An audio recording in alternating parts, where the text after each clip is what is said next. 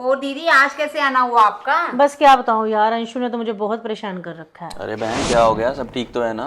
बस यार, उसने कोई लड़की पसंद कर रखी है। अब उस पर शादी का भूत सवार हो गया कि मैंने शादी करनी है और उसी लड़की से मेरी शादी करवाओ। तो ये तो अच्छी बात है ना, भांजे ने कोई लड़की पसंद की हुई है, इसमें परेशान होने की क्या बात है? अरे गौरव, इसमें क्या खुशी की बात है? काम धंधा तो कोई करता नहीं है, सारा दिन वेला घूमता है, ये नहीं कोई काम कर लूँ। अब इसके इस हालात में अगर मैं उसकी शादी कर दूँ उस लड़की के साथ, तो इसके साथ साथ उसका बोझ भी मुझे उठाना पड़ेगा।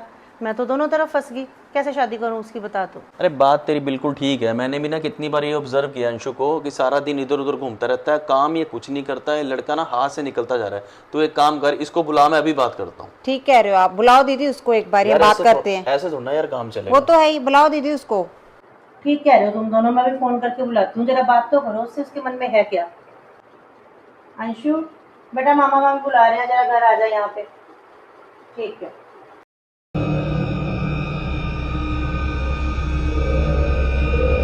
नमस्ते मामा जी। हाँ भाई बताओ कैसे बुलाया आज? बैठ।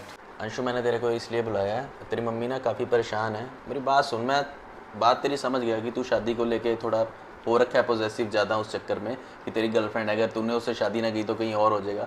बट एक बात सुन मेरी, अभी तेरी उम्र कितनी है? सिर्फ 23 साल का है तू। अभी फ़िलहाल तो तेरी शादी की उम्र हुई नहीं है, अपने पैरों पे तू स्टैंड नहीं है।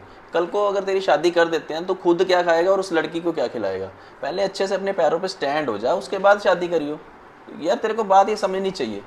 मामा जी आपकी फ़िक्र बिल्कुल जायज़ है, पर जैसे मेरी भी एक एज होगी, उसकी भी होगी, उसके माँ बाप उसके लिए रिश्ता ढूंढ रहे हैं और मैं प्रिया से बहुत प्यार करता हूँ। बाय चांस अगर थोड़ा सा भी लेट हुआ ना, जैसे उसकी एज होगी है, तो फिर वो अपनी जान दे देगी और मैं उसके बिना नहीं रह सकता। और मामा जी मुझे तो उससे शादी करनी ही करनी है, चाहे दुनिया इधर की उधर हो जाए। अंशु वो तो ठीक है, पर क्या तूने प्रिया के पेरेंट्स से बात की है इस बारे में? मैंने उसके माँ बाप से बात की थी, लेकिन उन्होंने मुझे साफ मना कर दिया। अंशु देखा जाए ना तो उन्होंने बिल्कुल ठीक किया है। अगर हम भी उनकी जगह होते ना, हम भी ऐसा ही करते। भाई कुछ काम कर ले पहले तू। मामी जी आप ये कैसी बात कर रहे हो? अब आप लोग मेरी साइड हो कि उनकी साइड हो?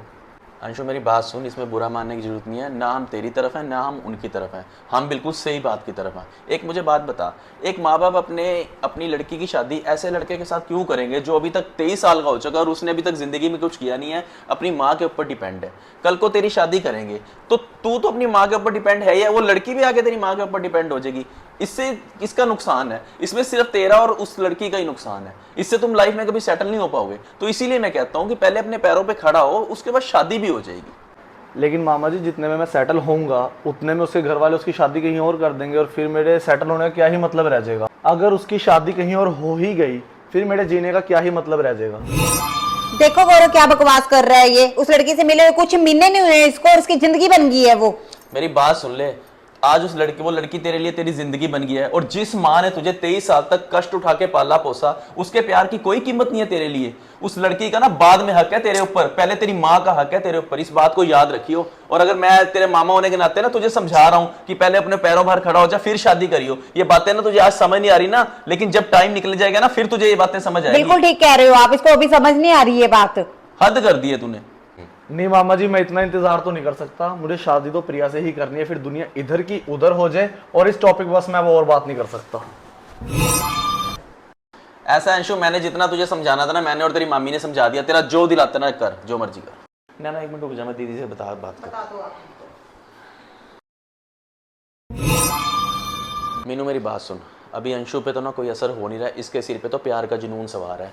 अब इसको जो करता है ना करने दे, इसको शादी करनी है करने दे। इस जैसे ना पता नहीं कितने ही नौजवान हैं जो जोश में ना शादी तो कर लेते हैं प्यार के जोश में, लेकिन फिर उसे बाद में ठीक से निभा नहीं पाते हैं। फिर उस टाइम क्या होता है, अक्ल तो आ जाती है पर टाइम निकल चुका होता है। फिर इससे अच्छा है, बाद में पछताने से अच्छा है पहले तुम अपनी लाइफ में सेटल तो हो जो यार, कर लेना फिर शादी जिससे तुम करना चाहते हो। बिना सेटल हुए शादी करोगे ना तो जिंदगी में फिर कभी कामयाब नहीं हो पाओगे। फिर खुद को भी दुख दोगे और अपने माँ बाप को भी दुख दोगे जिन्होंने तुम्हें इतने पाला पोसा है।